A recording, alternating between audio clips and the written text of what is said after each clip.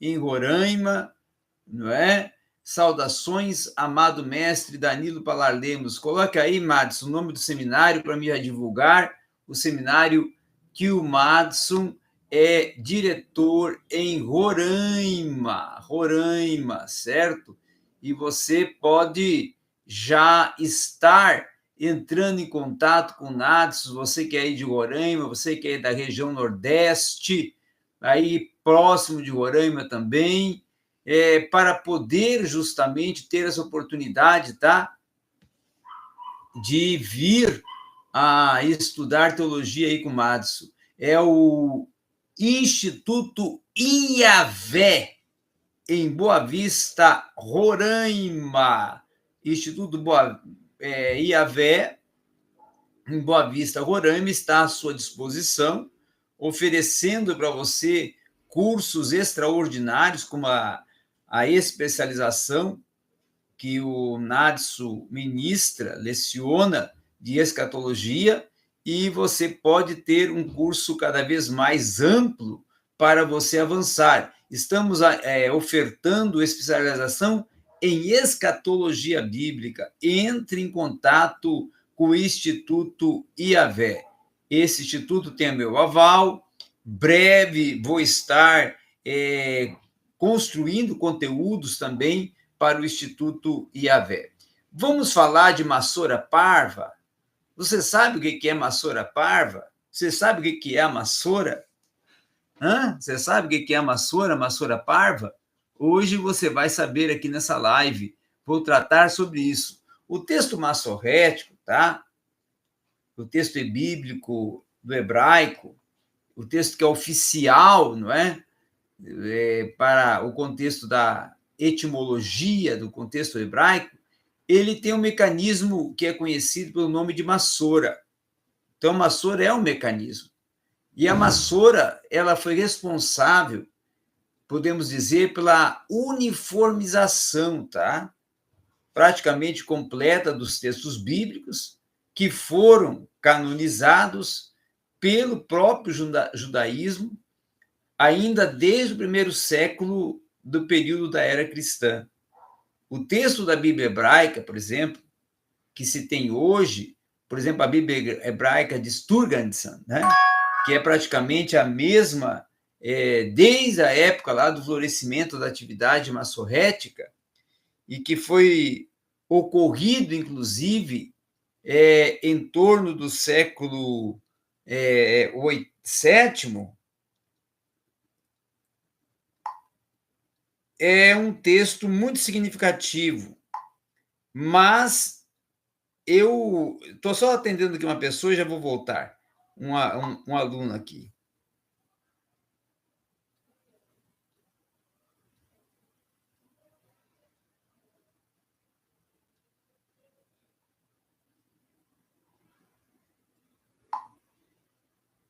Então, a Massoura, ela tem, por exemplo, anotações, tá? Que foram construídas pelos rabinos, pelos escribas e por todo um corpo de escribas, inclusive, que construíram a tradução de 70, a Septuaginta. Então, a Massoura as anotações massoréticas que passaram por todo um processo de desenvolvimento, tá? E foram construídas e aperfeiçoadas durante vários séculos, porque vários rabinos, vários escribas, vários massoretas trabalharam com esta construção da Massoura. Mas a Massoura também tem a Massoura Parva, que ela foi proposta pelo Ben Asher, que era oriundo de Tiberíades. E essa Massoura Parva, ela tem 2 códices, tá? Que são mencionados, e ela está dentro do contexto, principalmente, da erudição hebraica de Sturganson, tá? Que é a erudição hebraica, como podemos assim, mais conceituada dentro do contexto do texto hebraico oriundo da Bíblia hebraica e da Bíblia que nós temos hoje, tradução do hebraico para o Antigo Testamento. Então, os textos que vão definir e vão ilustrar e vão trazer uma maior fundamentação, com a Massoura Parva, como a Massora Magna, elas vão estar sempre presas e vinculadas à proposta também do texto massorrético. Então, a Massora Parva, para nós estudarmos ela, é algo significativo. Para começar até a tratar sobre a Massora Parva, eu prefiro iniciar logo pela raiz. Eu sou muito voltado para a questão histórica. Eu valorizo muito a questão histórica porque eu considero que todo estudo tem que se começar dentro do seu contexto histórico. Então, a Massora Parva, para nós começarmos a buscar a raiz dela, tá? O texto consonantal hebraico, que foi anterior, inclusive, à época dos massorretas, lá no século VII, tá? A 10, ele recebeu dos estudiosos o nome do texto denominado de proto-massorrético. Inclusive, esse texto, considerado proto-massorrético, ele se tornou um dos mais erudicionados ou eruditos, ou um dos mais assim voltados ao hebraico clássico, ao hebraico do tempo ainda dos massoretas, tá? O texto proto-massorrético, inclusive, ele também foi preservado por todos os escribas judeus da época ainda do pré-cristianismo e pós-cristianismo, que esses trabalharam até o período da época medieval com esse texto. Então, esse texto também foi preferido por algumas escolas de fariseus, alguns escribas do Templo de Jerusalém, que atuaram dentro da produção de alguns textos, enquanto que alguns deles eram escribas também e eram massoretas, tá? Os outros tipos de textos hebraicos, por exemplo, que coexistiram ao lado, inclusive, do texto proto-massorrético, como, por exemplo, o Pentateuco samaritano, tá? A Septuaginta, o outro texto também, a Midrash, certo? Esses textos, eles vieram a ter todo um desenvolvimento de construção a partir do proto-massorrético e do texto massorrético. Então, possivelmente, os rabinos, em fins do século, lá de primeiro depois de Cristo para segundo depois de Cristo, nessa transição do primeiro para o segundo século depois de Cristo, é que resolveram oficializar um dos tipos textuais do texto hebraico, os quais até eles julgavam que era o mais consistente, e tornar ele denominado de Massora Parva. Então, esse texto da Massora Parva se tornou o mais conceituado texto dentre o período do primeiro, segundo e até podemos chegar até o quarto, quinto século, tá? A Idade Média ali baixa para a transição para a Idade Média alta. E os elementos que são elementos considerados ortográficos e paratextuais da Massora Parva, mantém ela dentro de um contexto de uma integralidade denominada de literes majúsculos e literes minúsculos, ou seja, todo um contexto de letra tanto maiúscula como minúscula do idioma hebraico na sua integralidade, tá? E há alguns poucos lugares no texto da Bíblia hebraica, por exemplo, onde a conjunção voav, que é um conjuntivo, que vai ser a raiz de iture soferim, tá? Que vai ser a que vai propor, inclusive, dentro da tradição hebraica, a proposta de vários fatores, fenômenos textuais, como, por exemplo, as omissões dos escribas, tá? Que eture soferim fala justamente de omissão e omissões propostas pelos escribas. Essas omissões propostas pelos escribas não vai ter na Massora Parva. Tem na Massora Magna, mas não tem na Massora Parva. Para você ver a importância da Massora Parva no contexto do estudo exegético do Antigo Testamento e do texto hebraico. Outras duas conjunções importantes é o quere e o ketiv. O quere e o ketiv eles estão dentro do contexto da Massora Parva e não estão dentro da Massora Magna, tá? E o querer, ou querer e querite, eles vão ter dois princípios passivos, aramaicos, inclusive, da construção do verbo feil, certo? A qual, inclusive, os casos de querer e quetive, eles estão dentro de um contexto da Bíblia hebraica em que varia entre 800 a 48.566 pessoas ou estudiosos que trabalharam com essas duas conjunções, estudando essas duas conjunções, o sentido, a aplicação e a importância de querer e quetive, tá?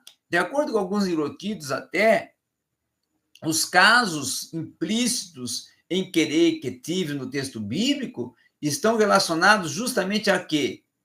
A termos pejorativos, termos indecentes, a blasfêmias, a eufemismos, a palavras incomuns, alguns tipos de grafia plena, alguns tipos de grafia também defectiva, grafias consideradas irregulares, difíceis, correções gramaticais e estéticas, algumas alterações exegéticas, algumas questões doutrinárias.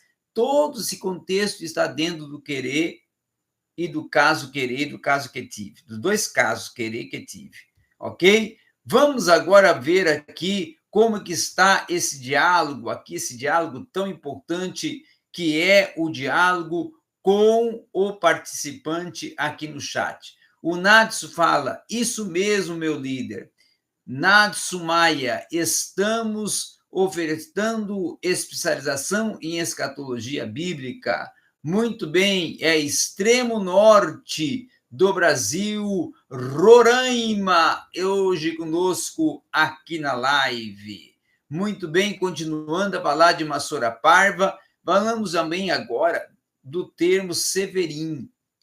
O termo Severim é um termo abreviado pela Massora, oriunda de Tiberíades, tá? Massora Magna, que é a forma abreviada da expressão aramaica sevirem, que é normalmente transliterada como seberim, e vai ter origem, inclusive, num particípio passivo do verbo aramaico sefar, ou seja, supor e sugerir. E os estudiosos sempre estão divididos sobre a função da nota de sevir e vão argumentar que algumas das expressões que são feitas pelos maçoretas através dessa nota, que o objetivo, inclusive, de apoiar uma leitura de contexto tradicional é apoiar em toda a amplitude a implicação e participação de que tive. Então, Sevir está sugerindo que o verbo, por exemplo, plural vaiuruf, ele é melhor adequado ao contexto de servir e também dentro de um contexto, por exemplo, que vai implicar com subir também, tá? Então, o texto massorético, ele tem um conceito muito importante concernente a todo um construto hebraico da estrutura consonantal. E a estrutura consonantal, ela é uma forma textual do Talmud que é a base de todas as edições impressas que praticamente chegaram até as traduções bíblicas que nós temos disponibilizadas hoje no mercado. E a vocabilização tiberíase, ela tem algumas questões muito importantes, a vocalização tiberiense.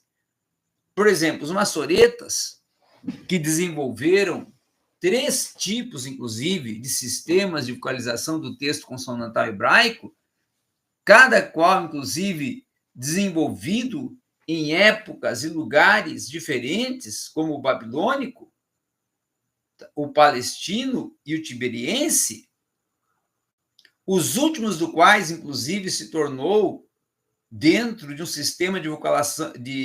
vocalização massorética, o mais importante, o mais conceituado, foi trabalhado, sobretudo, com fragmentos da Guenizá e do Cairo. Por exemplo, o sistema tiberiense, ele conseguiu se sobrepor aos demais sistemas massoréticos e hoje, inclusive, ele é o único a ser usado nas edições do texto bíblico hebraico e as gramáticas do mesmo, elas vão se dedicar e se dedicam, inclusive, a explicar as suas peculiaridades e características que são linguísticas e gramaticais. Então, o seu sistema de vocalização, ele é composto de 10 sons de vogais, divididas entre longas e breves, e mais 4 semivogais ainda. Uma outra questão também importante, significativa, é os aspectos gerais da massorra. Os massorretas, por exemplo, adicionaram ao Talmud alguns sinais de acentuação, como os acentos massorréticos, que são conhecidos pelo nome, inclusive, de terramim, e também conhecidos como terramerramikar, a quais, inclusive, tem um assimilar e um assinalar tônico dentro do contexto e da própria terminologia. Então, os acentos massorréticos geralmente são divididos em 2 grandes blocos: os considerados disjuntivos e os considerados conjuntivos. Aqueles que são distribuídos ao longo de 21 livros da Bíblia hebraica, certo? Como Terram, Ezraim, Verad, Sefarim, que são acentos, inclusive, nesse texto, nós vamos ver acentos dos 21 livros do contexto presente na Bíblia hebraica. Então, sinais de acentuação, que são divididos em 2 grandes blocos e alguns juntivos, como, por exemplo, o domine, são conjuntivos e também têm um contexto de disjuntivo com as suas divisões principais de alguns textos. E segundo algumas listas textuais e alguns contextos textuais, eles estão presentes tanto conjuntivo como disjuntivo. A massora, por exemplo, parva, ela é a mais componente integrante do Talmud, que possui, inclusive, uma vocalização distinta e uma acentuação distinta, e o que é um diferencial propulsor da massora parva. Por exemplo, a produção de alguns manuscritos massoréticos durante a época medieval, por exemplo, mais de 6 mil, por exemplo, foram desenvolvidos dentro de uma atividade massorética, justamente a família de Ben Rasher e Ben Naphtali, que são ambas da região de Tiberíades, são massoretas tiberienses que produziram essas obras. Tá? E os 2 mais afamados são os massoretas Moisés e Arão Ben Rasher, que são dos séculos 9 e 10, que foram, quem sabe, os maiores responsáveis pela fiscalização e exame dos primeiros textos e manuscritos da Massora Parva. Trabalharam em todo esse processo na Massora Parva com grande destaque, com grande empenho, o que foi bastante significativo durante um grande período de construção da Massora Parva, que esses 2 rabinos tiveram uma grande participação, tá? Tanto o Arão Ben Moisés como o Ben Rasher.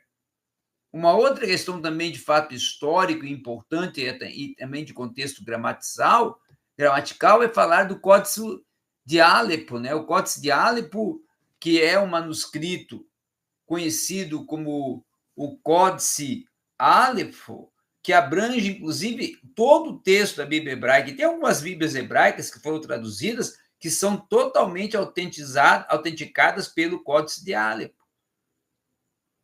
Traduções diretas do Códice de Alepo, a qual foi escrito em Jerusalém, provavelmente nos anos 925 a 930, tá?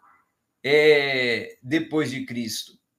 Inclusive pelo o Shelemon ben Burra, o qual escreveu até o texto consonantal, enquanto o próprio Aram ben Moisés e ben Rasher dotou com sinais vocálicos, acentos e notas massoréticas. Então, dentro dos círculos judaicos e de um de códices conhecidos também pelo nome de Alepo, eles trabalharam toda uma construção textual a partir de um códice que é considerado como coroa dos códices, a coroa de Alepo. E o Códice de Alepo, ele tem um status e um construto fragmentário que propõe um sistema de vocalização que concorda com a tradição de Ben Rasher, que foi o que fiscalizou a Massora de Parva, e concorda também com a de Ben Naphtali, que foi um dos participantes da Massora de Parva. Então, de acordo com o livro das diferenças, o Sefer HaRifulin, da autoria do Michael Ben Russiel, esse é considerado o manuscrito massorético mais fiel ao sistema de Ben Rasher. E o texto de Códice de Alepo, que é disposto, inclusive, em 3 colunas por páginas e livros poéticos, como Salmo, Provérbios e Jó, sendo esses 3 escritos em 2 colunas. E a escrita, ela se torna totalmente cuidadosa, porque a Massorra raramente vai contradizer um texto e vai possuir dados incorretos e incompletos. Ela é totalmente fidedigna, a Massorra. Então, o Códice de Alepo é um códice muito bem conceituado e procurado e utilizado pelos tradutores e pelos exegetas. Certo? Ainda na continuidade da nossa aula, daqui a pouquinho nós vamos concluir, mas é importante nós ainda falarmos o que vamos falar, falarmos do Códice de Or. O Códice de Or também é conhecido como Códice Britânico e faz parte, inclusive, do Códice Manuscrito Antigos de Museu Britânico de Londres, Inglaterra, e vai abranger o Pentateuco, a Torá. Mas vai faltar alguns trechos, inclusive, para eles se tornarem mais conhecidos.